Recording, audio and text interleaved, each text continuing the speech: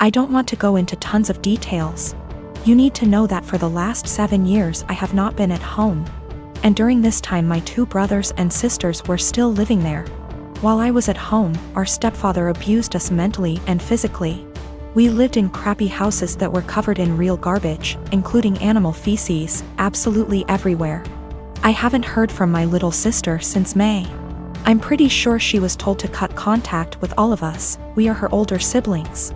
My second sister, after my younger sister, is overweight and has spinal problems and has to diet and see a specialist she is not taken to. I told the social worker that I wanted to check on them because they were in a sorry state and because I'm not sure if there is still any physical or psychological abuse going on in the house. This genuinely worries me.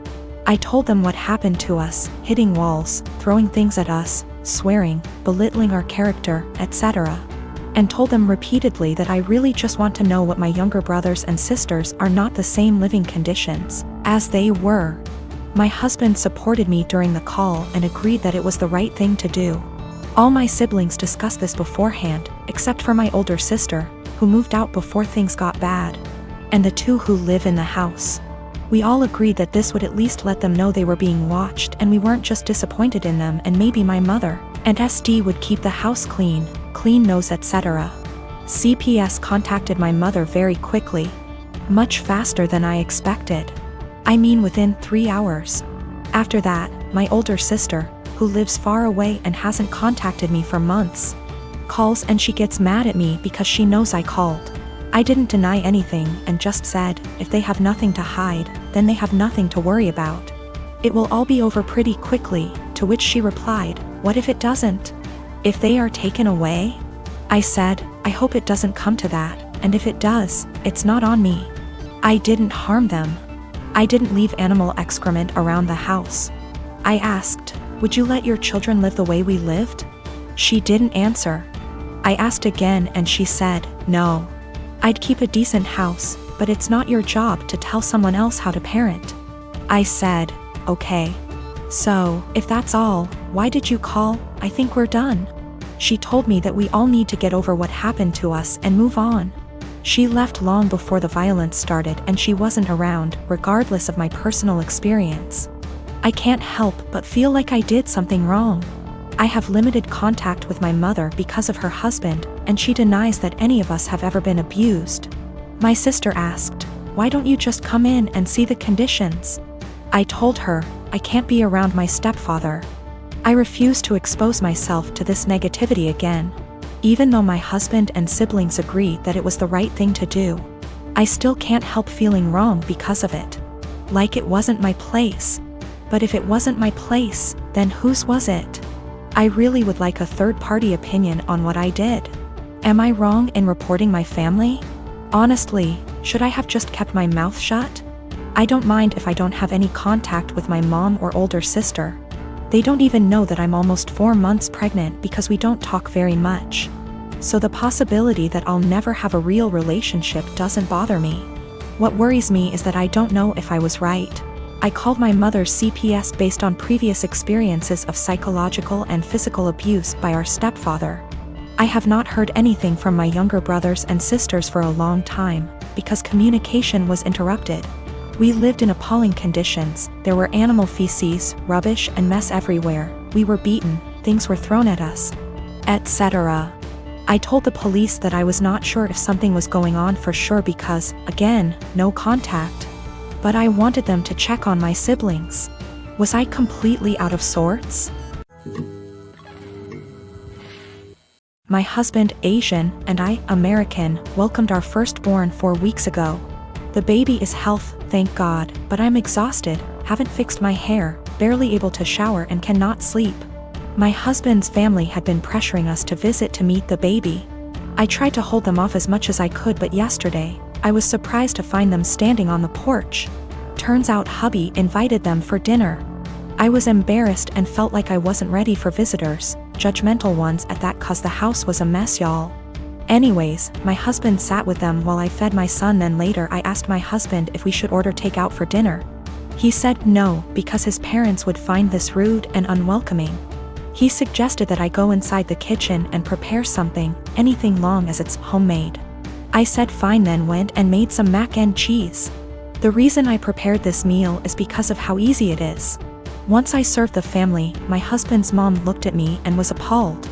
I noticed something was wrong. She asked if I really found it appropriate to serve her and the family mac and cheese. I asked why not, and she went on a rant about how disrespectful this was and that I clearly have no experience in what is right and wrong when it comes to hosting. I said, "Excuse me? Who said I signed up to host an expected visit from them?" And she took it as in I didn't want them there. Her husband said they were just there to finally see the baby that I kept them from seeing for an entire month. That's a whole month of his life they'd missed out on. We had an argument and they decided to go home. My husband said that deciding to serve his family mac and cheese was more offensive than serving them nothing at all.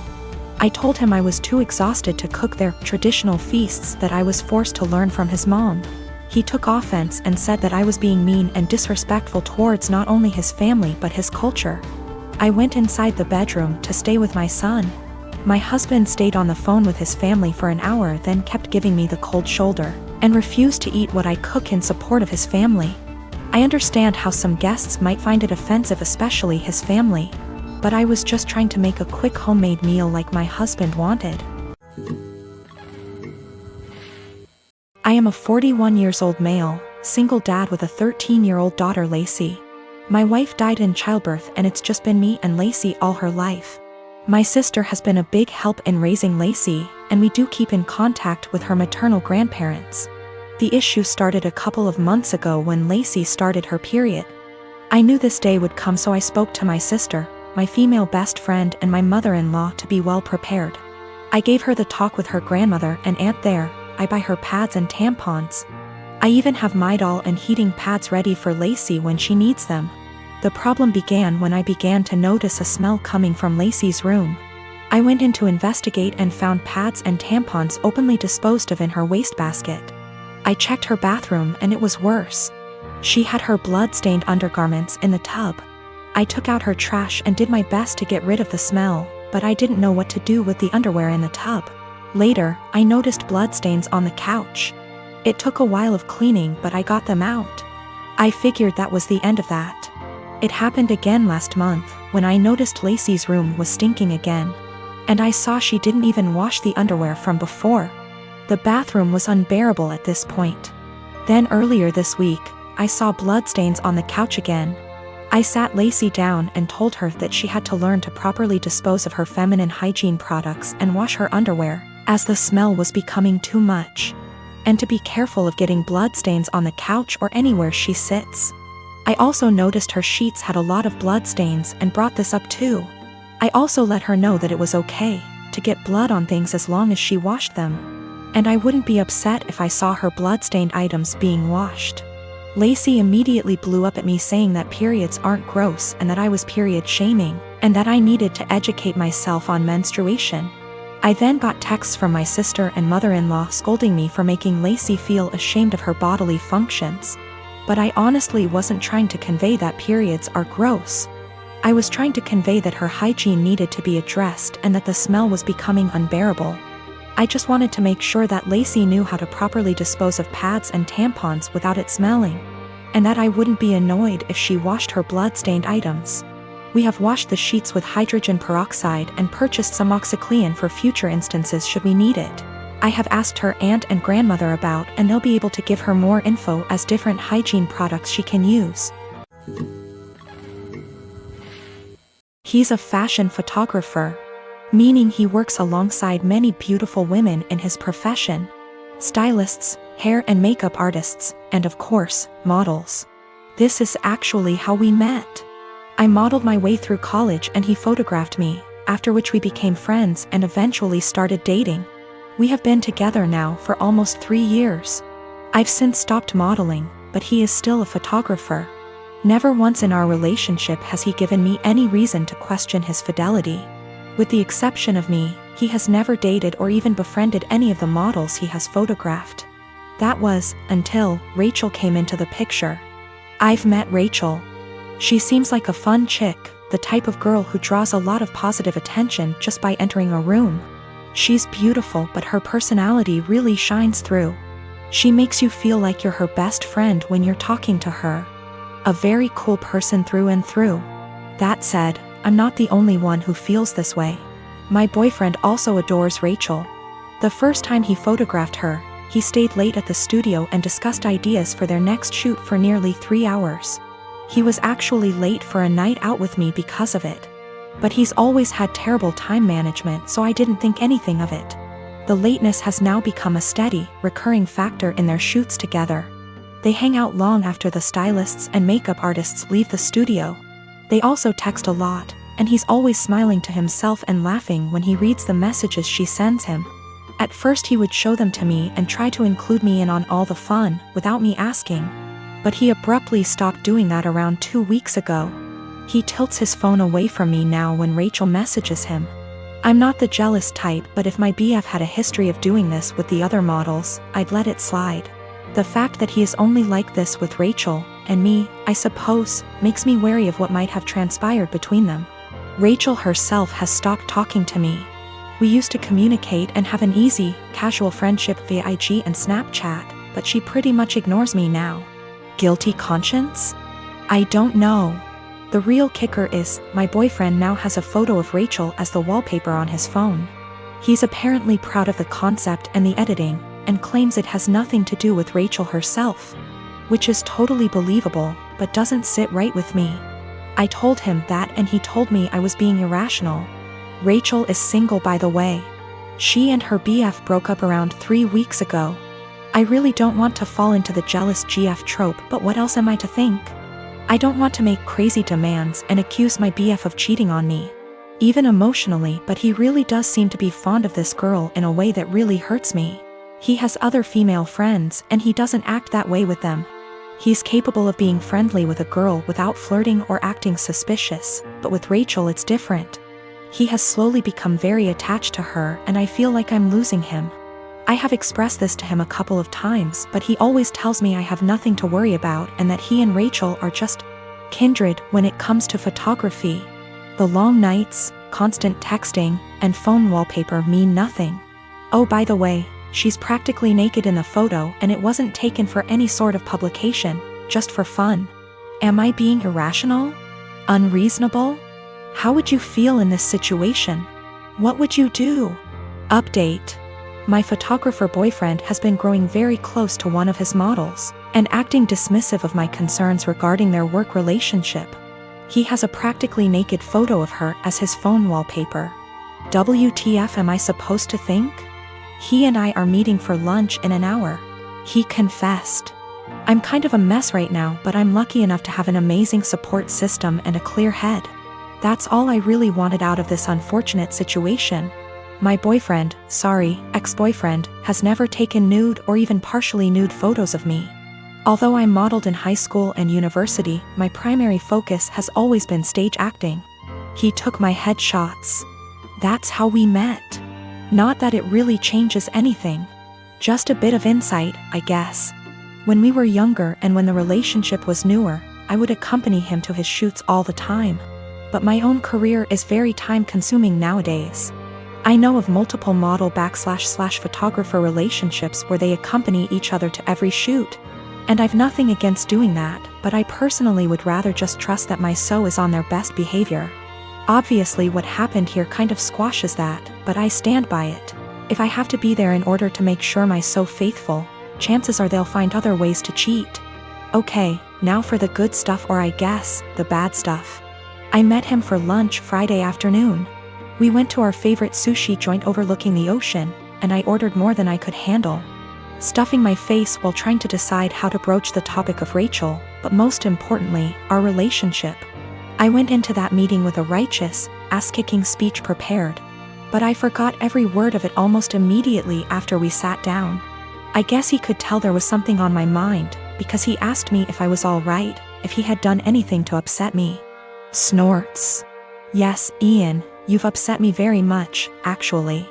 As soon as I gathered the confidence to look him in the eyes, I point-blank asked him, "What's going on between you and Rachel?" His mouth flew open as if he were completely and utterly taken aback by the implication, but I cut him off with, "Do not bullshit me." I tried my best not to let anger get the best of me, I really did.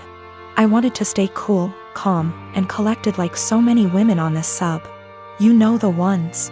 Those intense stories of cheating husbands wherein the wife takes to relationships, garners a ton of support, and then updates us later with a well-constructed storybook post detailing the evidence she has collected against him and the meeting she had with her uncle or sibling, who just so happens to be a divorce lawyer. Yeah, I'm not a badass like that. I wish I were. But I'm honestly just an overly emotional doormat, and I knew going into this meeting that I was either going to cry or gouge his eyes out with my mind. Because I had somewhere to be later, I took a hard left and got super angry. He could see it in me, the anger bubbling over. The people in the restaurant were starting to stare at us, too. In order to save face, I threw money on the table with tip and told him to meet me in the parking lot. If I'd had a switchblade on me, I can't say for certain I wouldn't have channeled my inner jet and beat his to the pavement. Kidding. Totally kidding. We met inside my car. He climbed in after me, his head down as though he were ashamed or, I don't know, guilty? I asked him how, and he explained everything to me. No preamble whatsoever.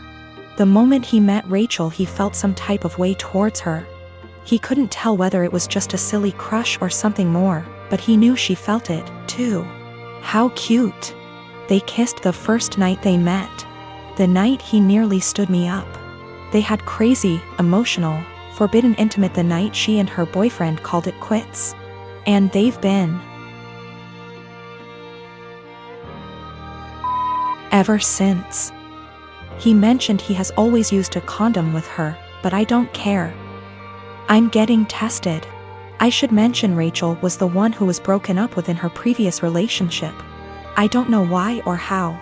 I didn't ask and I don't care to know. Funnily enough, Ian said he doesn't want to be with Rachel, he wants to be with me. And he even provided text messages to show that he's the one who decided not to pursue anything with her on official grounds. But I told him I give zero about what he wants. And unless he can go // his eyes, he should get the out of my car and erase me from his mind before I erase him. I literally said that. In any case, I went home later that day and drank a lot. My friends and family, and most of Ian's friends and family, have rallied around me in support. I guess he told his mother we broke up and how it happened, because she called me this morning and said she's disgusted with her son and that if I need anything at all, she's always there for me. For real, I'm going to miss his family. They're good people. The best people. This is my first adult breakup, by the way. The type of breakup where you're required not only to break up with your so but with their family and friends, as well. These people you've spent so much time getting to know and growing to love, are suddenly not in your life anymore, and it's, well, it's kind of daunting, really. Daunting and sad and infuriating all at the same time. So, that's the conclusion to this story. That's what happened. P.S. He admitted to cheating with Rachel and then I dumped his. So far, his mother, his teenaged stepbrother, and 2 male friends of his, have reached out to me saying how disgusted, ashamed and embarrassed they are on his behalf. On top of 3 mutual friends. It hasn't been 2 days yet.